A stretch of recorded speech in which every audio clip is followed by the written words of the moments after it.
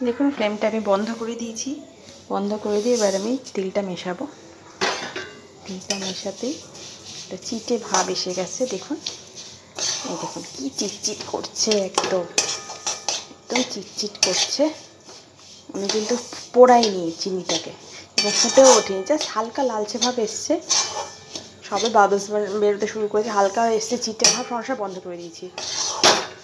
হালকা একটা লালচে ভাব আসলেই বন্ধ করে দেবেন। এইবার এটাকে আমি এই তেল মাখানোর মধ্যে তেল দেবো, দিয়ে থালাটার মধ্যে এটা ঢেলে দেবো। তেল মাখানো থালাটা ঢেলে দিয়েছি, নিয়ে বাটির পেছনে তেল মাখিয়ে নিয়েছি, নিয়ে এটা দিয়ে এটাকে চেপে চেপে সেট করে দেবো। তেল না মাখালে বাটির মধ্যে তিল আটকে যাবে। সেট করে দিয়েছি।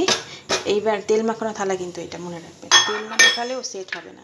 এইবারে ছুরি হোক, চামচ হোক, যেটা খুশি দিয়ে এমন করে পিস পিস করে কেটে নেব। একটু পরেই সেট হয়ে গিয়ে এটা পুরো শক্ত হয়ে যাবে, যেরকম আমরা বাইরে খাই ঠিক সেরকম দেখতে লাগবে। তাহলে আমার এটা হয়ে গেল। মাত্র 25 গ্রাম, এই 50 গ্রাম, হ্যাঁ 50 গ্রাম তিলের এতগুলো চিক্কি হয়ে গেল। হ্যাঁ, 4টে পিসি ধরে নিই চিক্কি হবে।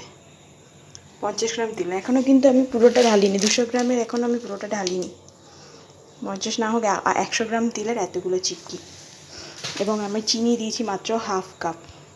এটা তিল দিয়ে করা আজকের তিলের খাজা। আজকের শেপটা খুব সুন্দর হয়েছে।